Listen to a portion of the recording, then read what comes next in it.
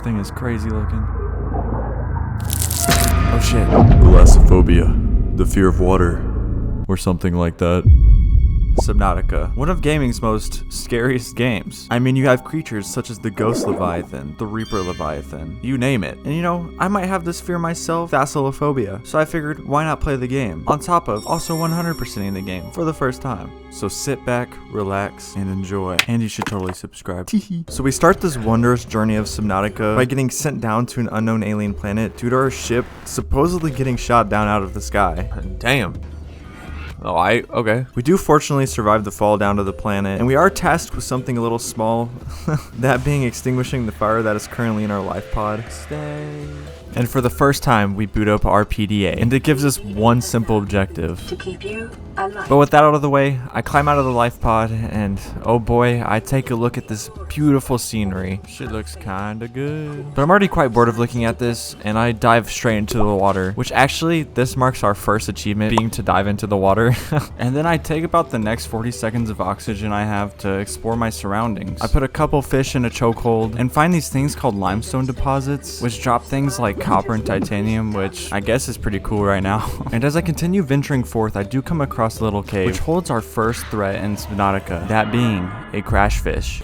Ah, you little bitch. But I do keep trekking along, finding another cave, which in here, I find sandstone outcrops, which drop even more resources, like silver, gold, and lead. But before it's too late, I realize I'm running out of oxygen, and I make a quick sprint to the surface, almost causing our first death. I definitely should have died there. But with all that time exploring, I was able to get enough resources to craft our first O2 tank, which is very splendid because it gives me an extra 30 seconds of oxygen. So we're gonna be breathing and shit. I then decide with my new O2 tank, venture out into this weird biome that's right next to my life pod. And to my amazement, I find these very beautiful, I don't even know what type of plants, that hold this resource called creepvine clusters. And I see some weird ass fish carrying metal around, and I figure out you can actually pick it up, which is very intriguing, but it also uses a shit ton of space. And it also turns out that you can turn those metal fragments I got into titanium, 4 to be exact. And those creepvine clusters, you turn that shit into lubricant. The hell are we gonna use lubricant for, bro? But with those newfound resources, I am able to craft a new piece of gear, being flippers. And if you don't know what these do, I don't know, maybe you didn't like graduate high school or something. I then craft myself an even better O2 tank, a knife, and a repair tool. Now we getting the good stuff. Hell yeah. And I can actually use that repair tool to fix up my life pod, finally getting some lights back up in here, and getting a radio transmitter. I then go ahead and activate the transmitter, and it says rescue operations are dispatched to my location in either 9 hours or 9,900, I don't even know.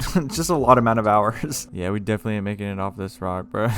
And for my last then, I do end up building a scanner, which you can actually use to scan yourself to, I'm guessing, check your temperature, or you can scan like the animals or the flora to just, I guess, learn the lore behind everything. I don't know, it's a lot, I'm not gonna read it. And as I'm out scanning things, I do get this symbol to pop up in the top right of my screen, which looks oddly like the transmitter. So I head back to the life pod and activate the transmitter, and it talks about a life pod being in distress.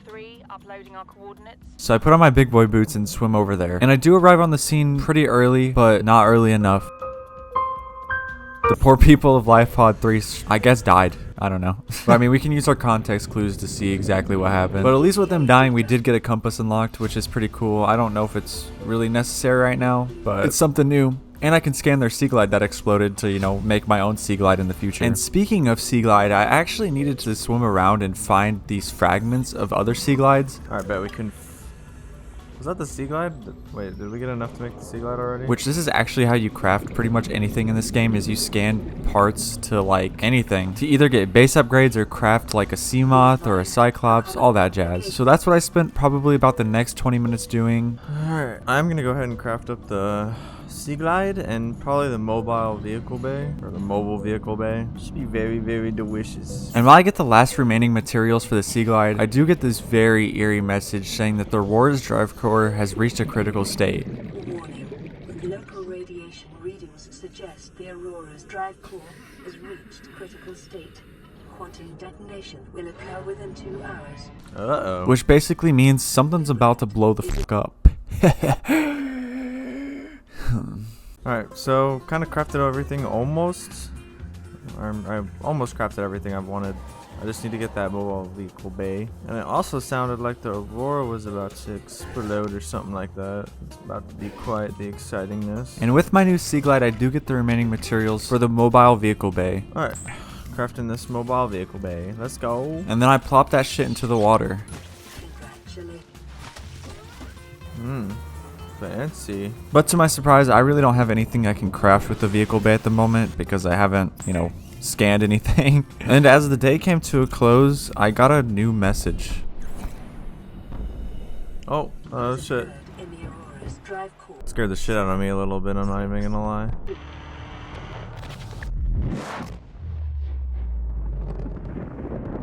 Yeah, damn. GG. And despite the ship just blowing up, I did get a new transmission on the radio, giving us a location on another life pod being life pod 19. And there was actually another life pod that I just completely had forgotten about at the time, that being life pod 17. And so I figured I'd make it my mission to go check out both of these ones. Yeah, I guess I'm gonna head to the life pod 17 though. Shouldn't be that far, I guess. Yeah.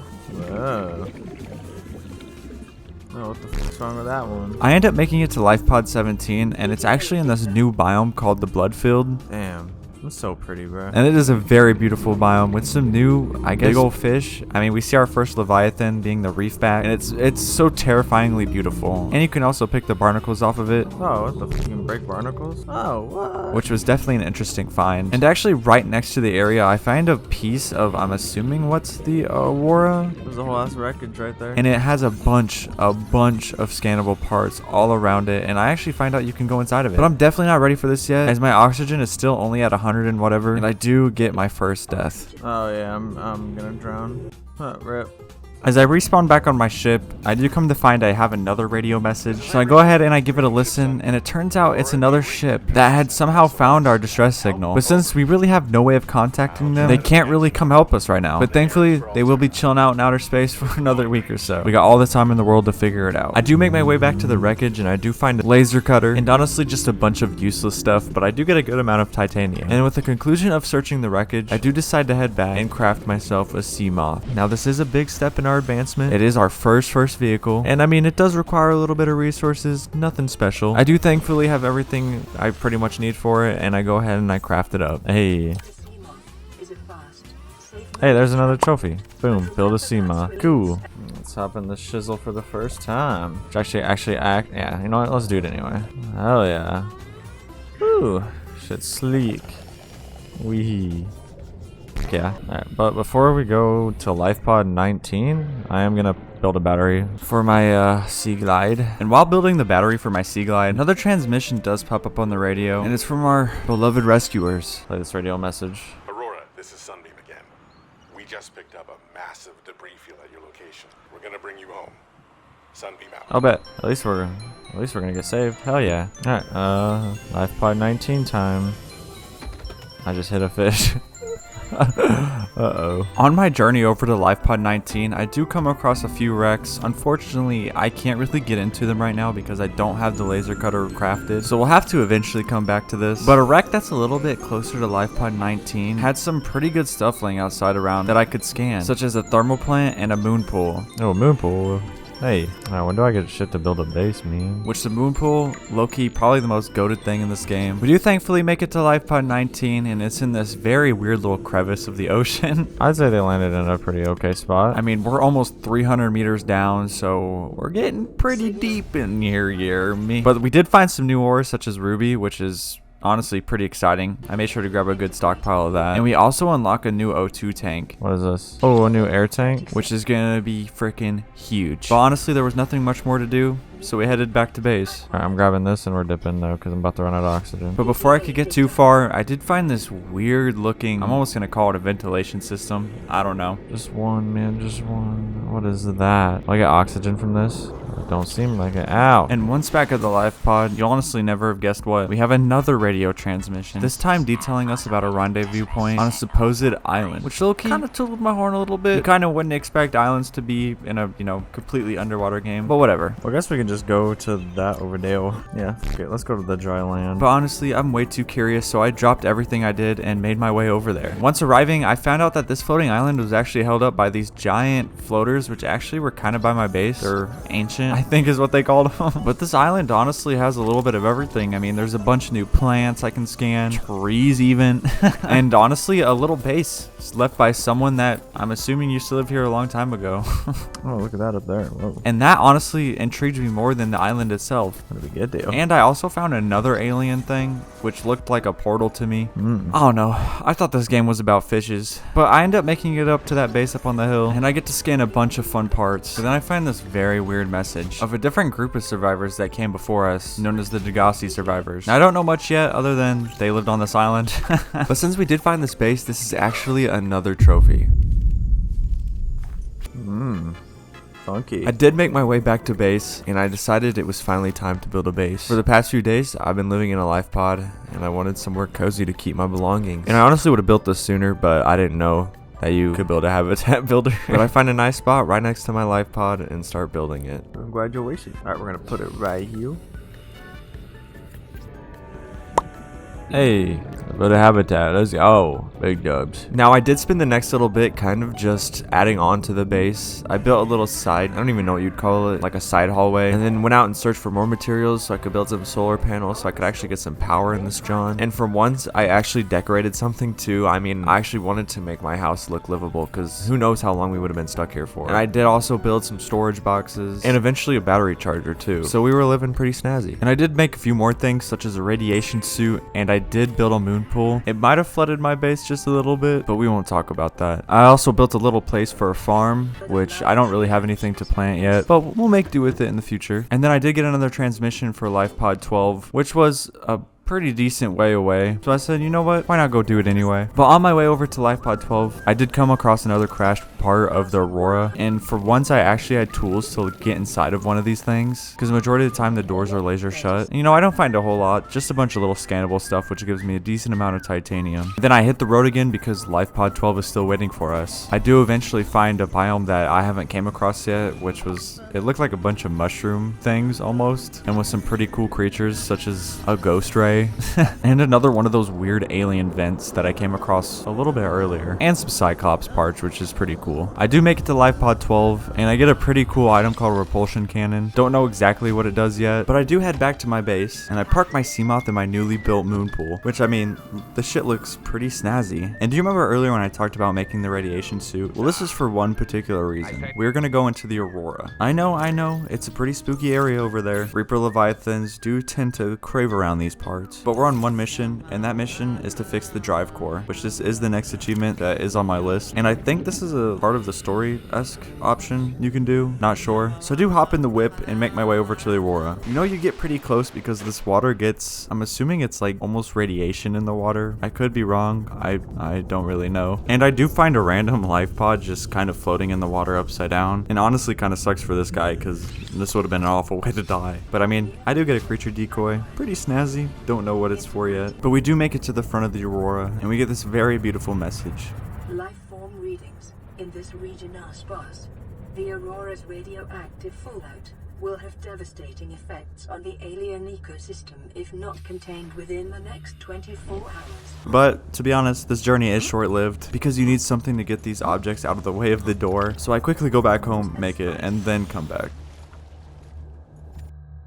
I do tango with the boxes, eventually getting these out of the way, and we head inside the ship for the very first time. But just down the stairs, we are greeted with our first obstacle, and that being fire. But what do you know? There's a fire extinguisher right by the fire, so we get through it pretty easily. I then encounter a little swimming maze, and this place is just madly destroyed. But for some reason, didn't destroy this door, and this door needed a code, which I didn't have and didn't know how to get at the time. But thankfully, there was a PDA on the ground just in the other room. I then scan a few things, laser cut a few things, and swim around, eventually coming to a room which I think is a cargo storage room. It had a bunch of these new vehicle types called the prawn suits, which I'll eventually get to use later on in the game, but thankfully they're all on here, so I easily get all the blueprints to make it. You know, you kind of expect in a ship, you know, at least there to be dead people wandering around. I mean, this ship is did I say I didn't mean wandering around. You'd expect in a ship this massive that there'd be a few people just kind of chilling around on the floor, not particularly alive if you catch my lingo, but the place is fairly empty.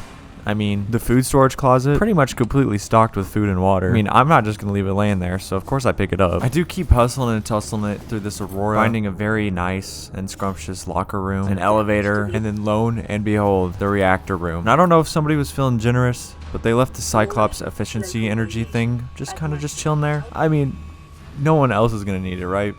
Right? But now that we're in the reactor room, you may be wondering what our objective is. Well, let me tell you. I pretty much have to repair all these broken holes on the reactor things so it doesn't fucking explode again, I think. And there was only 9, so I mean, it takes me a few seconds. I do also get a nice scrumptious visitor on my arm. You know, 2 of them, almost 3, but they're no match for me. Dang, that was kind of a bar. But in other news, I do repair it and we get our 5th achievement.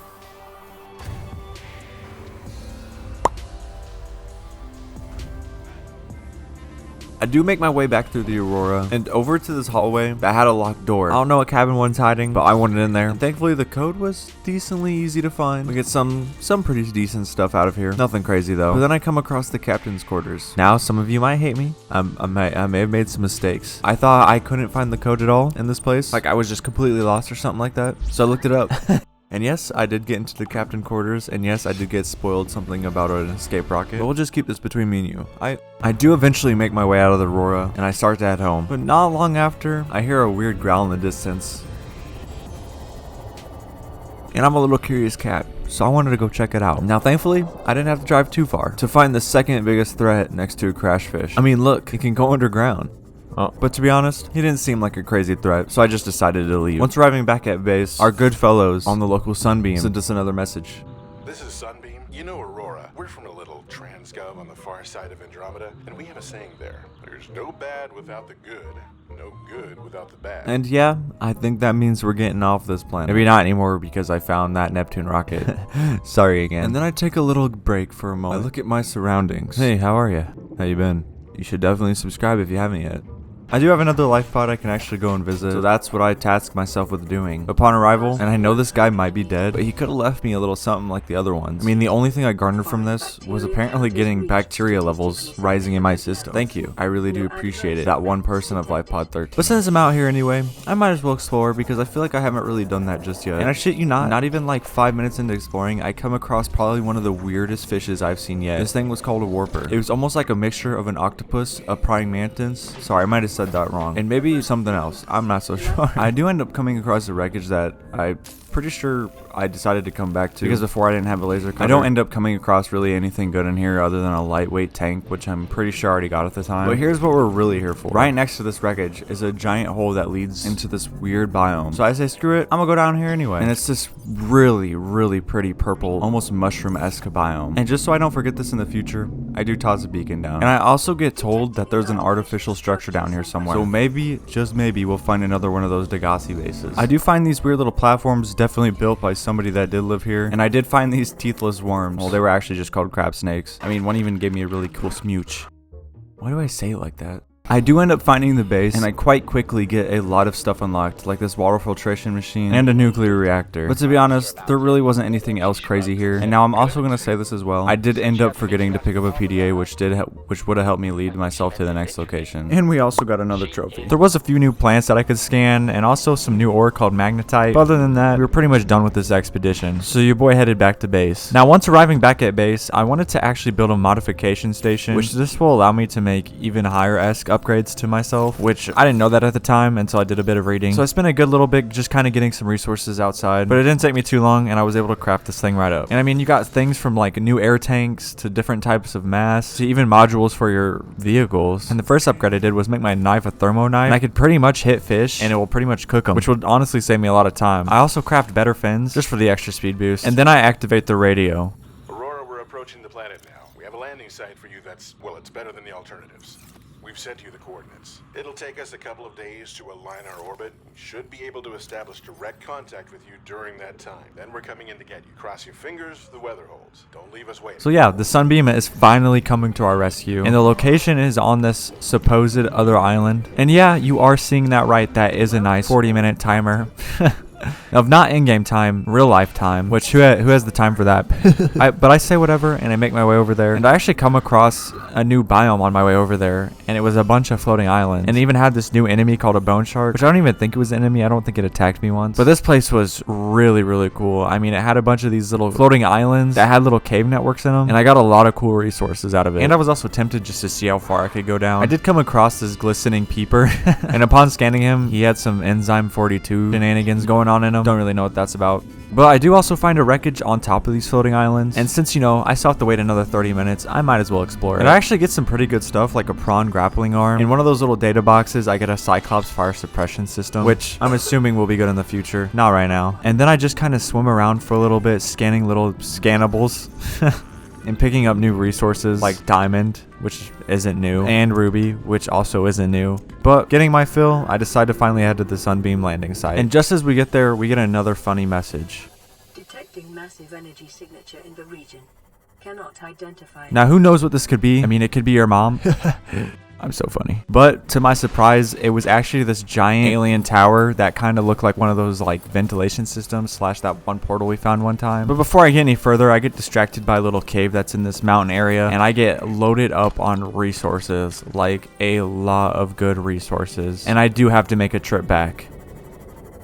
And before continuing back, I did have one radio message that I thought I would just play anyway.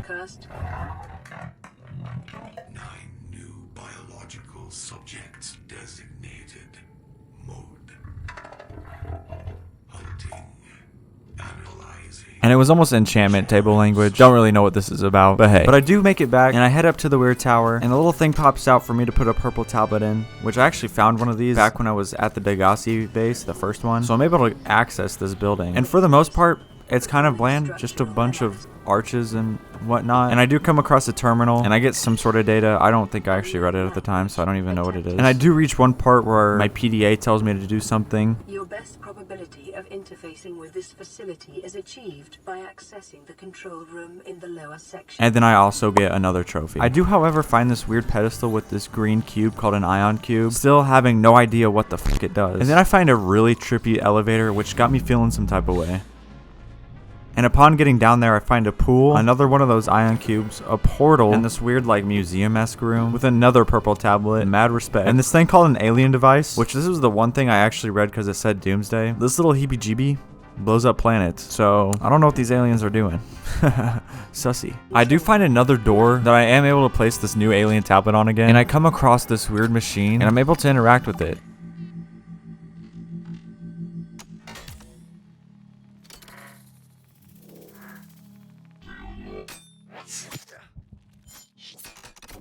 I do dumbly stick my hand in it, and I get pricked, and it tells me I'm infected. Warning, infected individuals may not disable the weapon. This planet is under quarantine. And then I promptly get told that individuals that are infected aren't able to disable this weapon. So this thing that I thought was a tower was actually a big-ass weapon of some sort. And also that the planet was quarantined. But all this can wait. My rescue's gonna be here in 3 minutes. I do make it back up to the surface, and I still have about a minute and a half left until rescue. So I'm just gonna sit here and ponder and look at the beautiful view. Hopefully, one last time. Survivor, we see. Man, I don't know how you held out down there. We broke an atmosphere, and we're descending towards the landing site. Is that a building down there? What do you mean you can't identify it? Hold on. No turning back now. Positions, everyone. Touching down in 10, 9, 8. It's coming from the building? Change course. Set thrusters to full.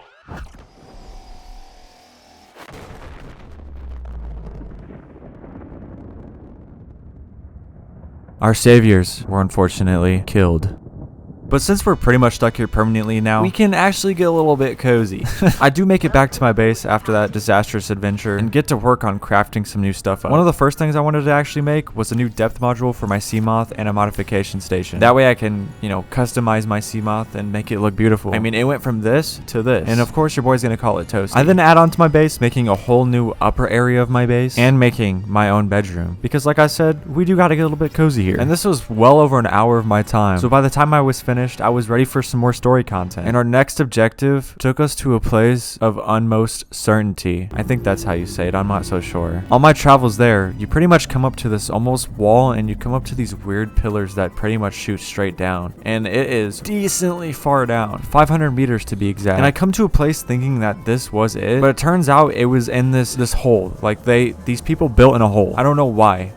But it was pretty damn beautiful. And I did find Squidward's long-lost brother just kind of floating around right next to the Degassi sea base. And upon heading inside, I don't find much of anything exciting other than some more, data logs basically detailing us on what the survivors did. I find a fucking coffee vending machine. Pretty slay. And then I also find an alien containment thing and a cuttlefish egg, which I won't spoil much of this now just yet. And just to be extra ballsy, I scanned the crab squid outside. But our mission here was complete, and we actually earned ourselves another trophy. I forgot to mention that. And then it was time to finally head home. Once arriving at my well-beloved base, I'm greeted with yet another transmission. Coordinates attached. We're way past our safe depth and bleeding O2. It's nothing out of the ordinary, just another life pod with potentially good loot. But before I go and do any of that, I want to actually make my Seamoth depth module too. And thankfully I didn't have to do much of scrounging around because I kind of had all the resources already. So I quickly make that. And then I also want to keep adding on to my base. And I actually just built this small side room so I can build a bioreactor, which this is going to power my base. In reality, for years to come, I mean, I'm using the fishes as my source of power. And while I'm just scrounging around inside my base, something otherworldly happens.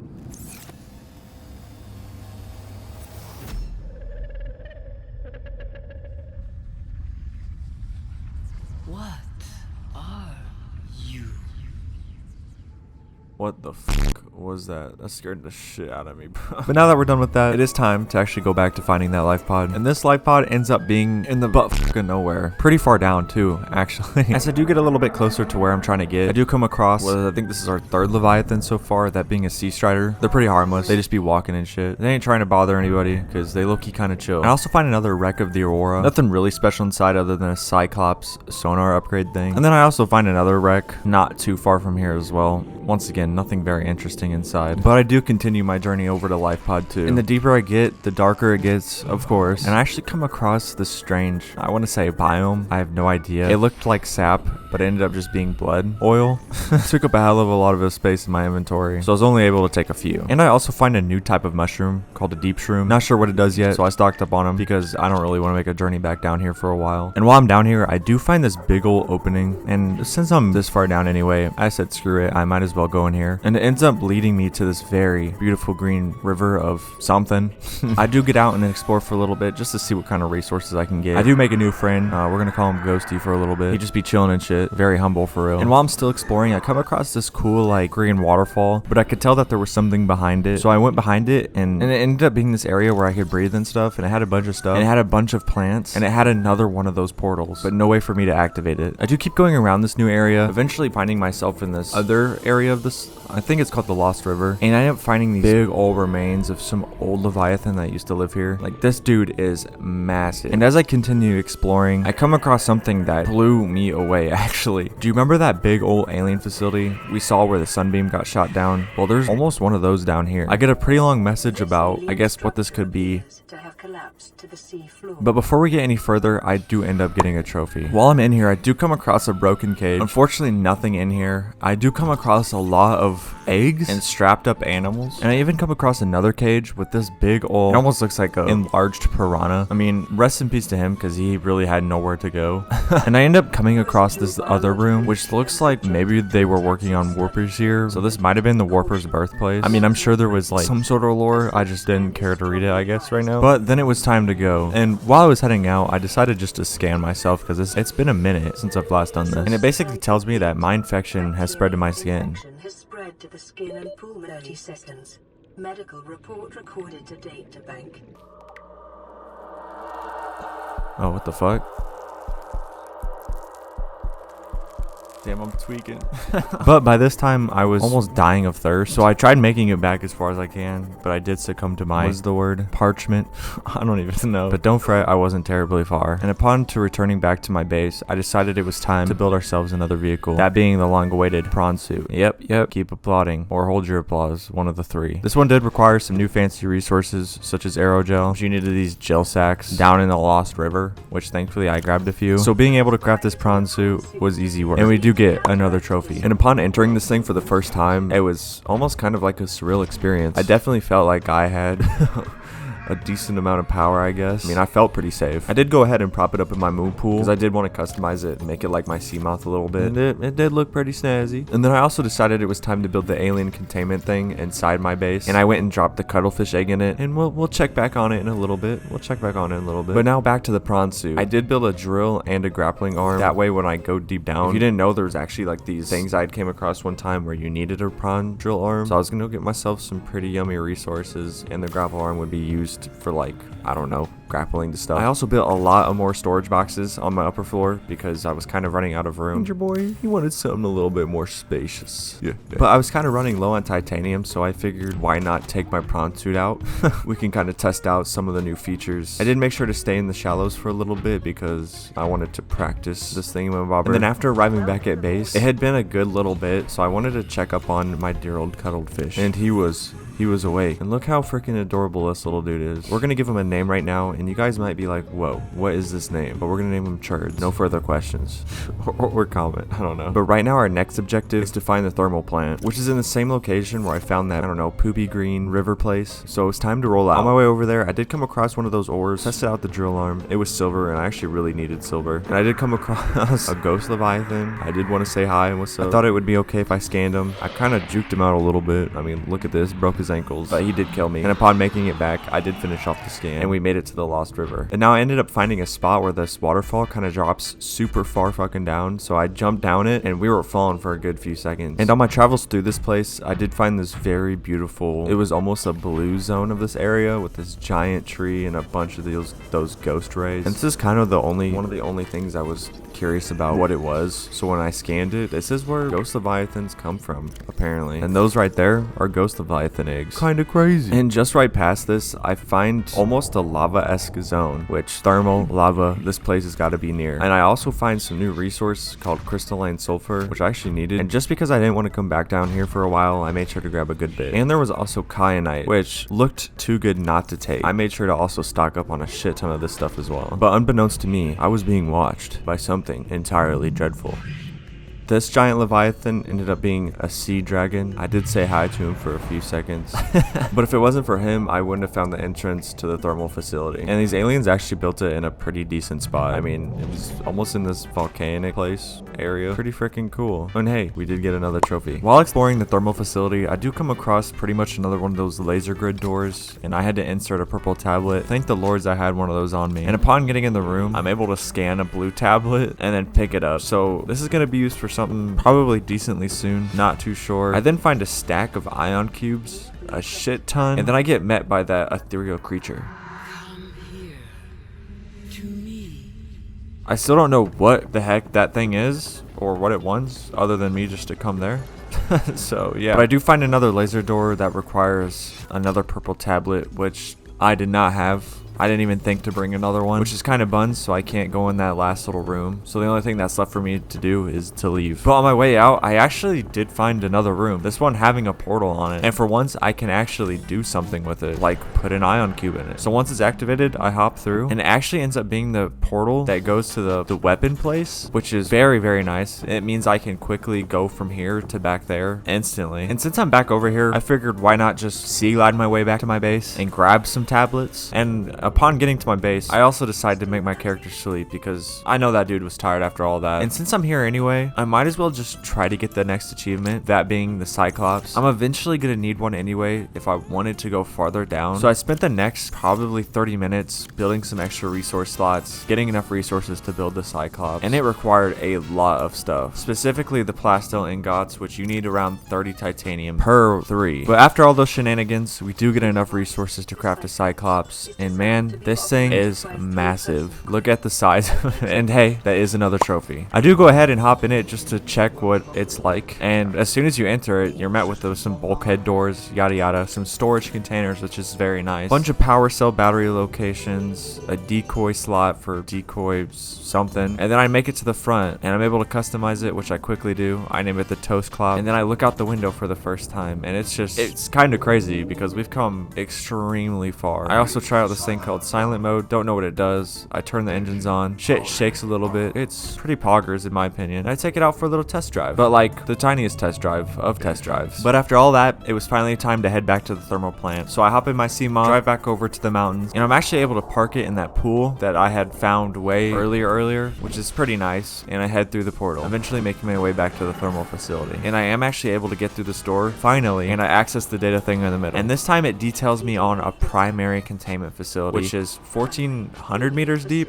which is only, you know, like an extra 130 from where we're at. But it seems to be the last facility. So this is where we gotta kind of get geared up, I guess. I need to make sure my Cyclops has a good depth module, and we have enough resources, because I think this is the last trip we're gonna take. But thankfully I used my brain, and instead of actually traversing all the way back through this place with my prawn suit, I just take my prawn suit through the portal, which I was so glad you could actually do, and we eventually make it home. Now I do spend the next little bit kind of upgrading my Cyclops, getting some better depth modules, inserting some decent modules to help protect us. I do decide to build a fish tank, but not for the reason you may think. Since I'm gonna be gone for quite some time, I'd assume, I decided to build this thing to store fish in, just in case I got hungry. They might not think that, but I do, and this is just for me. I'm a little evil, what can I say? And I also built a power cell charger and a fabricator. But we were finally ready. After probably an hour of preparation, it was time to head back down there. And this was by far probably the most tedious damn journey I've had getting to this place. I kept hitting my shit. Everything was a tight dang squeeze. And I mean, even once I got back to the lava zone, the sea dragon, or whatever the fuck it was called, would not stop messing with my ass. Like, this dude had personal beef with me. And like, I swear at one point I thought this dude was gonna flip my shit upside down. Like, he wouldn't quit. And it didn't help, I had these fucking larvae sucking on my fucking ship. Yeah, it sounds weird, they wouldn't get off. And on top of the sea dragon attacking my ship whenever he had the chance, I couldn't find the entrance to this primary containment facility to save my life. I did go into the wrong one at one point in time, but eventually I did find it, and I made my way into it, and our beautiful mysterious mind reading friend decided to talk to us again.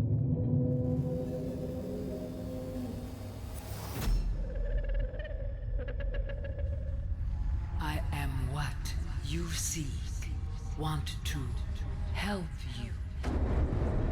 Thankfully, this place had air, and in order to get into here, you did need the blue tablet, which thankfully I had this time, because I was going to be so mad if I had to go all the way back. There was some cute little creatures in here, such as alien robots. They kind of just waddled around, and there was a bunch of museum place relics, almost. I mean, the aliens had an ancient Earthblade. Don't even know how that got there. And there was also a ion cube fabricator in the middle, which I was a little confused on what that meant, but I rolled with it. And of course, one of the main doors I come to needs a blue tablet, which I don't have another one of those. So yeah, I'm screwed, I guess. But thankfully there's still 4 other rooms I can explore, and the first one I enter ends up being almost a slide for the fishes, which now that I think back to it, I think this is what those ventilation machines were. They were sucking in those fish and bringing them here. Who would have thought? And something else that was very interesting about this place is that it all had portals in these rooms, and they all led to secret areas around them. One I had found, that being in the Lost River right behind that waterfall. That's how you activate it. And another one of the rooms had a bunch of eggs from every creature, which wasn't alarming at all. And in another one of the rooms, I find a sea empress fetus. Don't know exactly what the sea empress is yet.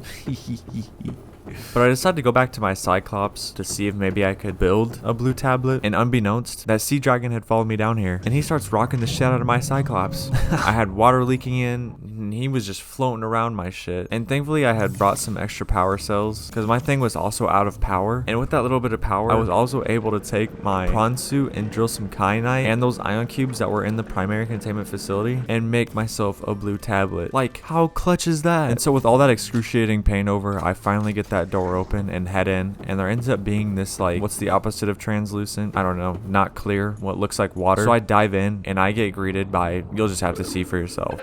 What the fuck is that, bro?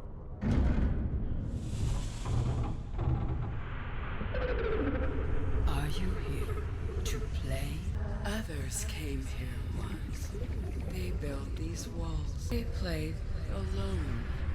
They bored me. Now they're gone. And instead, we have you. We are curious whether you swim with the current or fight against it as they did. And now this giant thing ends up being a sea empress, which thankfully she's not hostile at all. She's actually very sweet, and I mean, she even gave us another trophy. And as I swim around in this place, I do find an incubator with a bunch of, I'm guessing, sea empress eggs, and I'm able to activate it with an ion cube. She then tells me how she pretty much likes me and wants me to help her hatch her young, which I politely agree, and she gives me a hatching enzyme. Now this hatching enzyme required a bunch of resources, and they're actually a lot easier to get than you would think. Those portals I had found earlier leads you to places where you can get them, and so after a good about 30ish minutes, I do get it and I bring it back, and we are able to hatch the sea empress's eggs after a very, very long time. What will it be like, I wonder, to go to sleep and never wake up? She then sadly passes away, rest in peace. But I also noticed her kids had plopped out some weird shit, and it ends up being enzyme 42. I go ahead and touch it,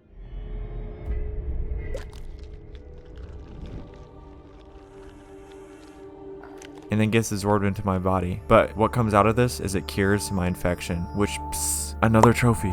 But that also means we can disable the weapon and get ourselves off this planet. And thankfully this portal leads us straight there. So I head in, go back, get my arm pricked again, and the weapon disables, the facility shuts down, and we're pretty much in the end game now. The only thing left was to build the Neptune rocket and leave. Thankfully I had a good amount of resources from my travels around this place, and was slowly able to build this up. I still did have to go back pretty far underground and get some resources.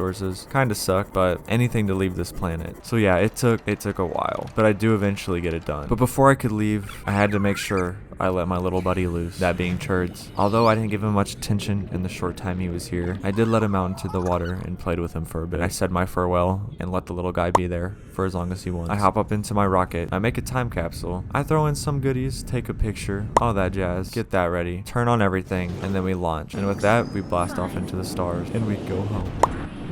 2, 1.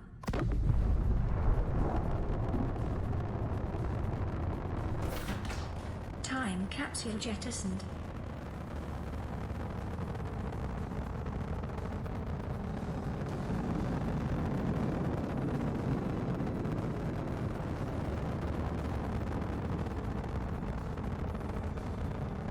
Caution, approaching orbital debris field.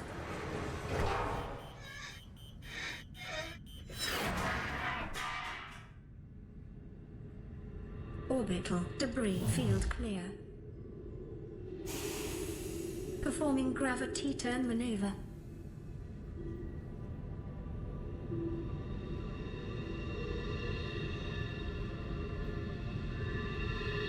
Confirm destination coordinates. Nearest interstellar phase gate.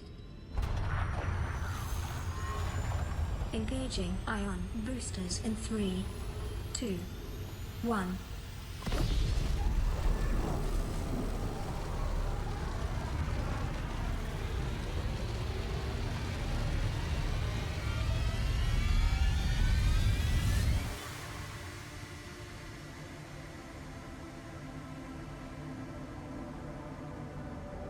What is a wave without the ocean? A beginning without an end. They are different, but they go together. Now you go among the stars, and I fall among the sand. We are different, but we